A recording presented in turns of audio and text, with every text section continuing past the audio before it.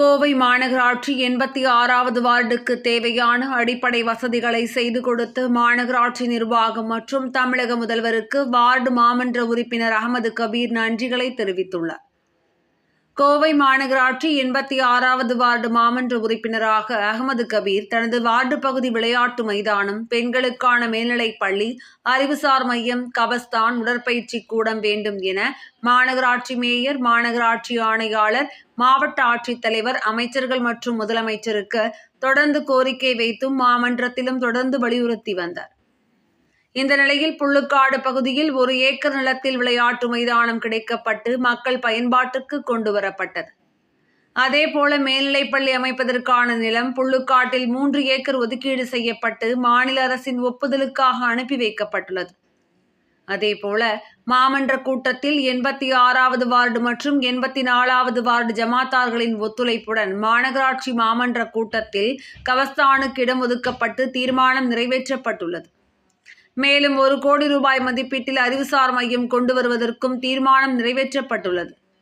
தொடர்ந்து 86வது வார்டு மாமன்ற உறுப்பினரின் கோரிக்கைகளை பரிசீலனை செய்து நிறைவேற்றி தந்த மாநகராட்சி மேயருக்கும், மாநகராட்சி ஆணையாளருக்கும், மாவட்ட ஆட்சித்தலைவருக்கும், தமிழக அமைச்சர்கள் மற்றும் முதல்வருக்கும் மாமன்ற உறுப்பினர் மற்றும் மனிதநேய மக்கள் கட்சி சார்பில் நன்றியை தெரிவித்தார்.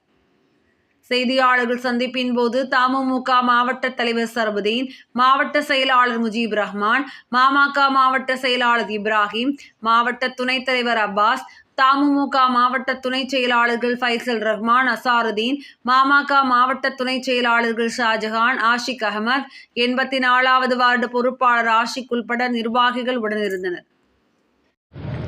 என்னுடைய பெயர் அகமது கபீர். நான் மனிதநேய மக்கள் கட்சியினுடைய 86வது வார்டு மாமன்ற உறுப்பினர்.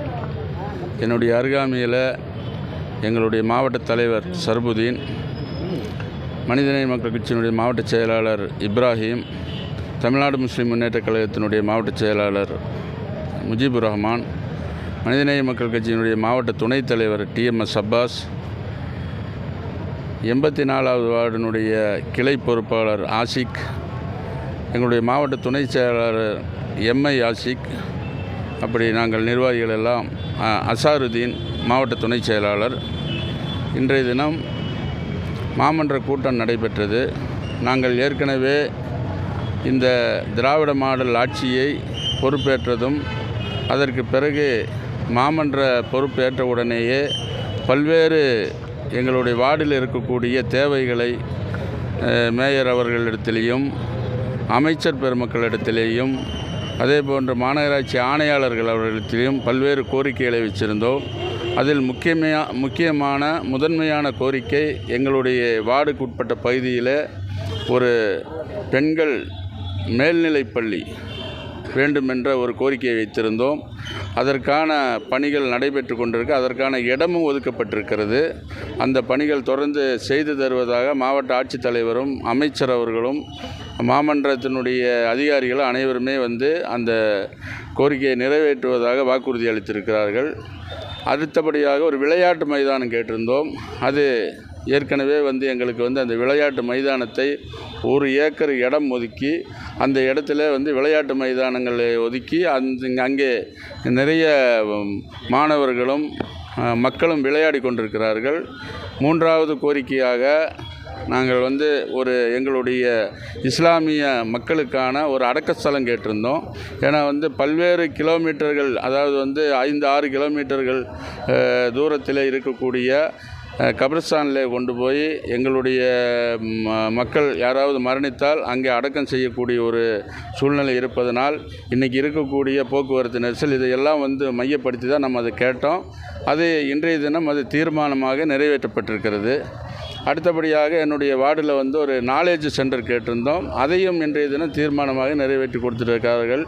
இந்த தீர்மானங்களை எல்லாம் நிறைவேற்றுவதும், அதாவது புதிதாக கேட்ட அதாவது பள்ளி சம்பந்தமானது எல்லாம் கண்டிப்பாக அடுத்தடுத்து நிறைவேற்றி தருவதால், ஏனென்றால் அதிகப்படியான மக்கள் வாழக்கூடிய ஒரு பகுதி எங்களுடைய வார்டு. கிட்டத்தட்ட 50,000 மக்களுக்கு மேலே அங்கே வாழ்ந்து கொண்டிருக்கிறார்கள். வாக்காளர்கள் மட்டுமே 28,500 பேர் இருக்கிறாங்க.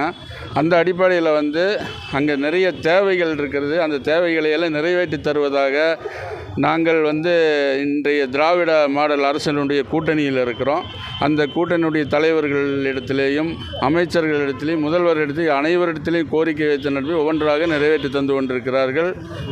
முதல்வருக்கு திராவிட மாடல் முதல்வருக்கு எங்களுடைய மனிதநேய மக்கள் கட்சியின் சார்பிலேயும் எங்களுடைய வார்டு மக்களின் சார்பிலேயும் என் சார்பிலேயும் அதே போன்று இந்த தீர்மானங்களை நிறைவேற்றுவதற்கு ஒத்துழைப்பு தந்த எங்களுடைய ஜமாத்து நிர்வாகிகள் அதே போன்று கூட்டமைப்பு நிர்வாகிகள் அனைவருக்குமே எனது சார்பாகவும் வார்டு மக்களின் சார்பாக நன்றியை தெரிவித்துக் கொள்கிறேன்.